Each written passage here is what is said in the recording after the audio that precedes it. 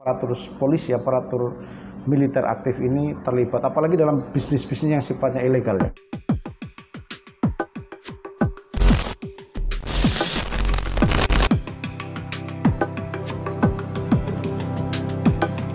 Selamat sore, selamat siang. Assalamualaikum warahmatullahi wabarakatuh.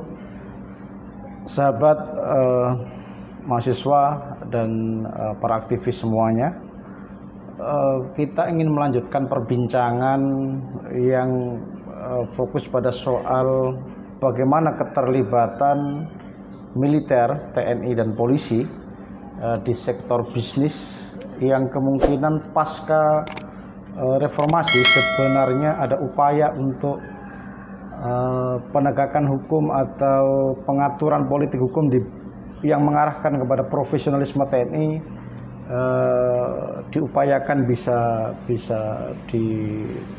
diseriusi, dimaksimalkan ya. Tetapi begini, kalau kita melihat bagaimana sih perkembangan dinamikanya ya, dinamika pengaturan bisnis militer, pengaturan soal bisnis aparat kepolisian ini sulit untuk dipisahkan ya. Pada akhirnya pengaturan soal yayasan, soal koperasi bisa ditegakkan. Tetapi begini, ada sektor atau ada model-model bisnis yang ilegal, bisnis di luar yang institusional bisnis ya, yang itu masih melibatkan militer, tentara dan polisi. Satu contoh begini, kasus konflik perusahaan batubara di Kalimantan Selatan dengan salah satu perusahaan sawit ya. Konflik ini juga kedua perusahaan sama-sama menggunakan backing, menggunakan dukungan. PT Silo ini dia punya beberapa anak perusahaan yang penambangan batubara. PT Emsam ini salah satu perusahaan yang pemiliknya adalah kerabat dekatnya Gubernur Kalimantan Selatan ya. Ini perusahaan besar yang Emsam ini orang mengenalnya sebagai ini korporasi besar daerah, tetapi bisa mengendalikan kepala daerah, bisa mengendalikan mutasi pergantian Kapolda katanya ya. Kalau saya menjelaskan atau mengelaborasi soal peran TNI, militer dan polisi ini hanya satu contoh, mungkin di beberapa tempat. Ini juga perlu di riset lebih, investigasinya lebih mendalam lagi. Tapi begini, konflik di Kalimantan Selatan itu adalah bagian alarm bahwa agenda memisahkan TNI polisi dari kegiatan bisnis ilegal itu masih berat kita. Padahal agenda reformasi konstitusi, agenda demokratisasi itu yang terpenting adalah supremasi sipil. Jangan sampai aparatur polisi, aparatur militer aktif ini terlibat, apalagi dalam bisnis-bisnis yang sifatnya ilegal ya. Konflik PT Emsam yang ini bergerak di bidang sawit, walaupun Emsam ini bosnya juga, pemiliknya juga punya sektor batubara ya, mungkin terbesar di Kalimantan mungkin ya. Sementara yang PT Silo tadi eksplorasi batubara di lahan yang sama yang bersebelahan di PT Inhutani ya. Ini salah satu perusahaan, lahannya milik anak perusahaan perhutani ya. Kalau sekarang ada penyatu atapan, PT Silo ini tiba-tiba digugat oleh PT Silo menganggap bahwa PT Emsam yang punya konsesi perkebunan sawit itu melanggar aturan, karena bagi PT Silo yang 3 anak perusahaannya sudah punya izin pertambangan batubara ini, sudah punya izin menguasai lahan itu. Tapi kenapa tiba-tiba PT Emsam punya konsesi untuk perkebunan sawit? Akhirnya PT Emsam ini menggunakan aparatur kepolisian. Para brimob diterjunkan untuk penanaman sawit. Jadi bagaimana bisnis jasa pengamanan ya, perusahaan besar di sektor sawit ini, walaupun ini dianggap sebagai perusahaan yang bukan hanya sawit ya, ada sewa heli, kemudian batubara yang terbesar. Itu untuk mengamankan bisnisnya yang dia sedang berkonflik dengan PT Silo yang punya izin pertambangan di lahan yang sama, yang berseberangan, yang bersebelahan. Ini akhirnya penanaman sawit di PT Emsam dikawal, diamankan, di-backing oleh kepolisian, aparatur kepolisian, para brimob diterjunkan. PT Silo merasa kenapa ini kan lahan kami sudah punya IUP-nya, izin usaha pertambangannya. PT Silo tidak terima, wah ini soal gengsi, pertarungan, kontestasi, kompetisi antar perusahaan-perusahaan besar. PT Silo ada nama-nama purnawirawan jenderal juga.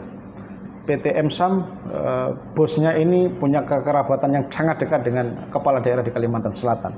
Bahkan konon bisa mengendalikan pergantian seorang Kapolda, bisa menentukan siapa yang bertugas menjadi Kapolres di Kota Baru, yang menjadi Kapolres di Batu Licin. PT Silo tidak terima karena perusahaan sawit PT Emsam ini sudah menginjak-injak martabat PT Silo. Akhirnya PT Silo juga punya kedekatan dengan beberapa perwira Panglima TNI.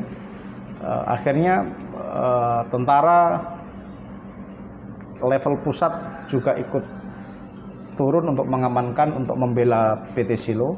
PT Emsam ketika penanaman sawit dikawal oleh aparat kepolisian, petinggi-petinggi kepolisian yang memerintahkan agar para brimob terjun, sementara PT Silo juga agar izin tambangnya aman menggunakan perwira militer. Konflik antar perusahaan melibatkan, menyeret profesionalisme seorang polisi, seorang militer, seorang TNI di dalam pusaran pertarungan bisnis yang sama-sama akan berakibat pada korupsi sumber daya alam, korupsi tambang, korupsi izin sawit, korupsi yang lain-lain ya. Ini menjadi pelajaran berharga. Ini adalah sinyal bahwa politik pengaturan, politik hukum pengaturan TNI, polisi agar tidak terlibat di dalam bisnis, terutama bisnis-bisnis yang ilegal ini harus kita upayakan. Masyarakat sipil, akademisi, LSM, NGO ini harus menyuarakan terus agar tragedi bagaimana militer ketika Orde Baru, polisi ketika Orde Baru, mereka menjadi salah satu rezim konglomerasi yang akhirnya bisa menyeret kepada mereka ke pertarungan politik praktis, mendanai pilkada, mendanai pertarungan pemilihan gubernur, itu bisa terhindar. Kedua perusahaan ini akhirnya melibatkan seorang kepala daerah. Gubernur Kalimantan Selatan akhirnya mencabut SK, surat keputusan basiking ya.